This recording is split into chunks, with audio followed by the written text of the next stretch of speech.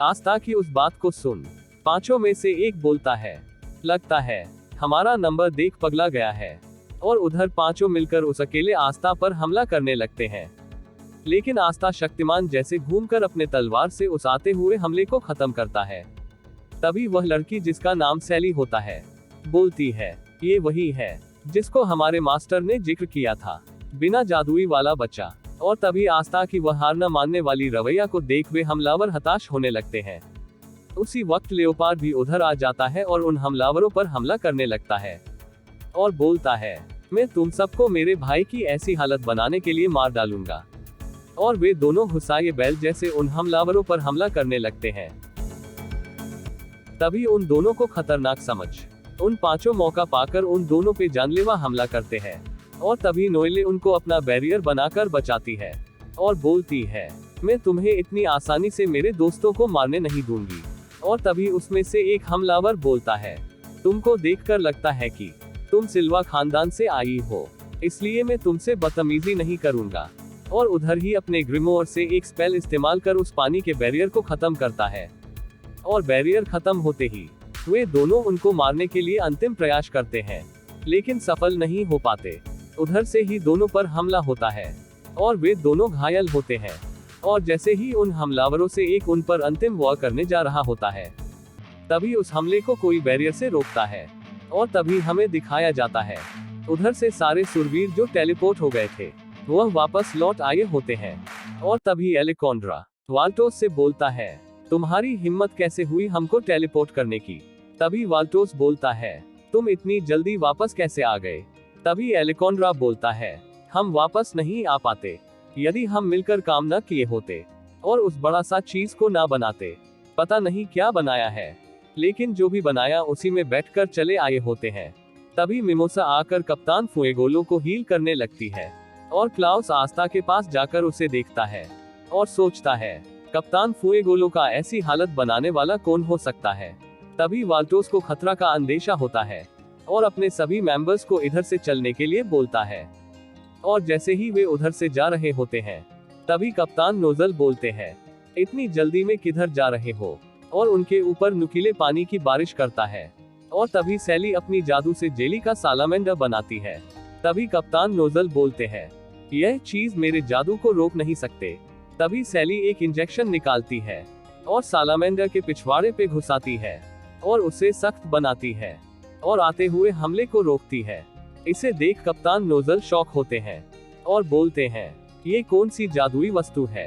और तभी सैली उस सालामेंडर से आस्था को उसके अंदर घुसाती है और उसको अपने साथ ले आती है। और उधर से जाते वक्त बोलते हैं, याद रखो जादूगर के सुरवीर हम हैं मिडनाइट सन का आंख, या इंग्लिश में बोले तो आई ऑफ द मिडनाइट सन, जो इस क्लोवर किंगडम को बर्बाद करेगा। और उधर से चले जाते हैं। तभी नोएले आस्था को बचाने की गुहार लगाती है, लेकिन कप्तान नोजल बोलते हैं, अभी इन सब के लिए टाइम नहीं है, अभी हमें इस कैपिटल की डिफेंस और सुरक्षा को बढ़ाना होगा। और सभी मिलकर वहां परिस्थिति के हिसाब से अपने अपने काम में लग जाते हैं। तभी वह सभी हमलावर एक सुनसान जगह पहुंचते हैं और उधर से कहीं जाने लगते हैं। और तभी वाल्टोस सैली से बोलता है, तुम इस लड़के को वहां नहीं ले जा सकते, उसे मार डालो। लेकिन सैली बोलती है, बिल्कुल भी नहीं, यह इकलौता है जो जादू को खत्म करने की काबिलियत रखता है। तभी उसी में से और एक मेंबर बोलता है, उधर सिर्फ उनको जाने की अनुमति है जिसे हमारे मास्टर ने चुना है। तभी आस्था को होश आने लगता है और तभी आस्था को होश में आता देख सैली आस्था से बोलती है, तुम उनको मनाओ ना कि वे तुमको मेरे साथ जाने की अनुमति दे और मैं तुम्हारे साथ प्रयोग कर सकूं। और उसके शरीर को चिर फाड़ कर उसके अंदर की चीजें समझने की बात करती है। तभी आस्था सोच रहा होता है, यहाँ से मैं भाग भी नहीं सकता, आज मैं जरूर कटने वाला हूँ। जब वे अंदर जाते हैं तब उनको वहाँ पहले से राजा जूलियस उनका इंतजार कर रहे हुए मिलते हैं। उनको देख सारे शॉक होते हैं। उसके बाद राजा जूलियस उनमें से करते हैं 2 को आउट और बचते हैं 4 और बोलते हैं, आत्मसमर्पण करो या मरो। लेकिन उसी वक्त सभी राजा जूलियस पर हमला करते हैं, लेकिन राजा जूलियस उनसे तेज रफ्तार से बचता है और सभी को कैद करता है। तभी पहली बार आस्था को जादूगर का राजा का पावर समझ में आता है, जिसे उसको एक से लड़ाई करने में उसकी हालत खराब हो गई होती है। राजा जूलियस ने सिर्फ चंद सेकंड में ही 2 को मारकर 4 को बंदी बना लिया होता है।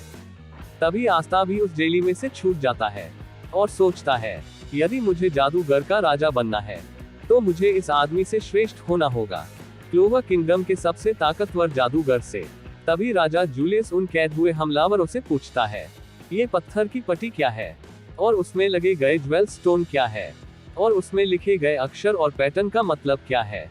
और यह सब जानने उनको क्लोवर किंगडम ले जाने की बात करता है। तभी वहां तेज रोशनी होती है और आस्ता को उसमें कुछ दिखाई नहीं देता और उसमें से निकलता है कोई इंसान।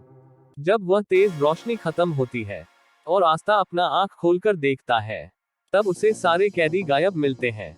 तब राजा जूलियस बोलते हैं, उसने अपने साथियों को यहाँ से ले गया, लाइट मैजिक इस्तेमाल करने वाला, जो कि मेरे जादू से भी तेज है। लगता है वह ही उनका मास्टर है। बड़ा ही खतरनाक ओपोनेंट है, लेकिन मैं एक को पकड़ने में कामयाब रहा। तभी मार्क्स अपने कम्युनिकेशन पोर्टल से उधर आता है और खबर देता है कि कैपिटल में कुछ ठीक नहीं है और कप्तान फुएगोलो की हालत बहुत बुरी है। उस तरफ हमें दिखाया जाता है कप्तान फुएगोलो और लेओपार्ड का इलाज चल रहा होता है और सब बाहर खड़े होकर उनकी आरोग्य प्राप्ति का कामना कर रहे होते हैं। क्लाउस, मिमोसा और नोएले को आस्ता की चिंता हो रही होती है। तब राजा जूलियस आस्ता को लेकर उधर पहुंचते हैं और आस्ता को देख क्लाउस सबसे ज्यादा खुश होता है और उसके बाद मिमोसा उसे देख खुश होती है। और उधर यह सब देख नोएले जल भून रही होती है और सोचती है, बेवकूफ, तुम्हारी लापरवाही से ही तुम मुसीबत में पड़े हो।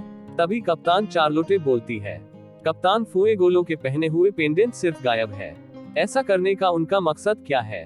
तभी राजा जूलियस सोचते हैं, उनका पेंडेंट कहीं उस पत्थर की पट्टी से तो नहीं जुड़ा है। उसमें कई ऐसे जगह थे जो ज्वेल स्टोन से भरे नहीं हुए थे। और क्या होगा अगर वह भर जाए तो, इसलिए उनको तो टारगेट नहीं किया गया। मैं गुप्त रहकर उनकी छानबीन कर रहा था, पर किसको पता था वह इतने ताकतवर निकलेंगे। यहाँ मेरे से बहुत बड़ी चूक हो गई, मुझे कैपिटल से नहीं जाना चाहिए था। और वहाँ कप्तान नोजल सोचता है, कप्तान फुएगोलो की ऐसी हालत करने वालों को मैं चुन चुन के मारूंगा।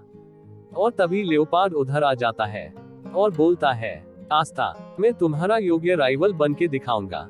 और वहाँ शपथ लेता है कि भविष्य में जादूगर का राजा बन अपना भाई का सपना जरूर पूरा करूंगा। उसके बाद इस खोज से राजा जूलियस को यह पता चलता है कि उनके बीच कोई गद्दार है जो यह सब प्लान को अंदर से अंजाम दे रहा है। और तभी इंटेरोगेशन रूम के अंदर मार्क्स बोलता है, इनसे कोई भी खबर हम हासिल नहीं कर पा रहे हैं। उनके अंदर कोई सुरक्षात्मक उपकरण है जिसे हमको सच बोलने वाला जादू इस्तेमाल करने से रोक रहा है। तभी वह चुड़ैल, जिसका नाम कैथरीन होता है, बोलती है, वह हमारे लिए भगवान है, हम उनको कभी भी धोखा नहीं देंगे। तभी उनको पता चलता है ये सब मेंबर्स उनकी मास्टर के प्रति बहुत लॉयल है। उनके मास्टर्स के पास टीम को एकजुट करने की कला है और वही कप्तान फुएगोलो का ऐसी हालत बना सकता है। तभी राजा जूलियस बोलते हैं, अभी हमें सिर्फ कप्तान फुएगोलो का उठने का इंतजार करना होगा। कोई गुफा के अंदर राडेस बोल रहा होता है, मुझे घायल करने के लिए उस आस्था के बच्चे को मैं मार डालूंगा। लेकिन तब सैली बोलती है, तुम उसको मार नहीं सकते, मैं उसको अपने रिसर्च के लिए इस्तेमाल करूंगी और उसका राज का पता लगाऊंगी। और बोलती है, मैं जल्दी से आस्था से मिलना चाहती हूँ। उस तरफ आई ऑफ द मिडनाइट सन के मास्टर कप्तान फुएगोलो के पेंडेंट को पकड़े हुए होते हैं और बोलते हैं, मैं उनसे मेरे कैद किए गए मेंबर्स को जरूर बचाऊंगा। और अपना हाथ देख के बोलता है, उस वक्त मुझे लगा था मैं बच गया, लेकिन उस हमले से मैं बच नहीं पाया।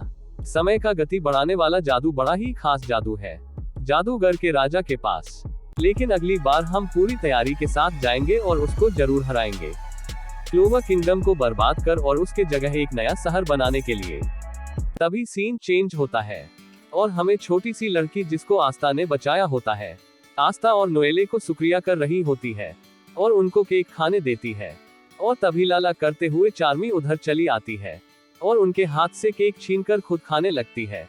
और तभी वे दोनों चार्मी को देख शॉक होते हैं और उससे पूछते हैं, तुम नोबल क्षेत्र में घुस कैसे आई।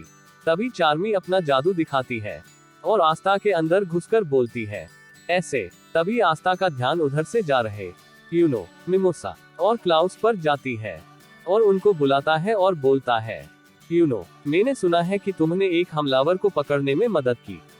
उल्लू का पठा, ये तूने कैसे कर दिया? तभी यह सुन यूनो को आता है गुस्सा, और अपने जादू से वहां जोर का हवे का भवंड आस्था की ओर छोड़ता है, और बोलता है, ऐसे, और आस्था किसी तरह उससे बचता है, और उसका नया पावर को देख सोचता है, यूनो, तुम फिर से ताकतवर बन गए हो, लेकिन मैं भी तुमसे पीछे नहीं रहूंगा।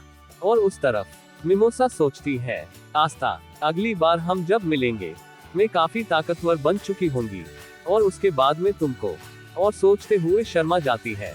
ब्लैक बुल बेस के अंदर वहां हंसी का माहौल होता है, और तभी आस्था बोलता है, मुझे कैपिटल में साहस दिखाने के कारण 3rd class junior magic night rank से नवाजा गया है।